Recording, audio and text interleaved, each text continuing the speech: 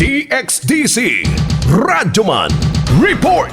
Gitubag sa Land Transportation Office kan LTO-11 ang isyu karon sa social media nga nagsulting sila Killjoy tungod sa pagdakop sa mga iligal nga silbato sa Davao City. Sumala kang attorney Loida Igdanes ang head sa LTO-11 Operations Division. Iyang gipasabot nga dugay na kini nga balaod ug igo na lamang gipakusgan karon. Dugang pangadaghan na sila og nadawat nga reklamo silang buhatan kalabot niini nga nagabmugna og dancing sounds nga mao karon ang hinungdan na hinuon sa disgrasya ilabi na sa mga batang mag-atang diha sa kalsada.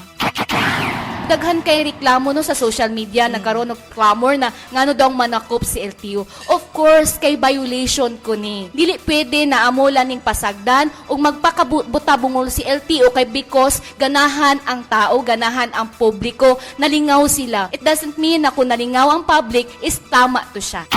Mahinumdum sa LTO-11 nga 5,000 pesos ang penalty sa magmalapason dala embargo sa iligal nga silbato. Kasama mo sa balita og serbisyo publiko, Radyoman Ivy Paridot, Tatak, RMN. RMN News, Diretso Balitang Metro Davao.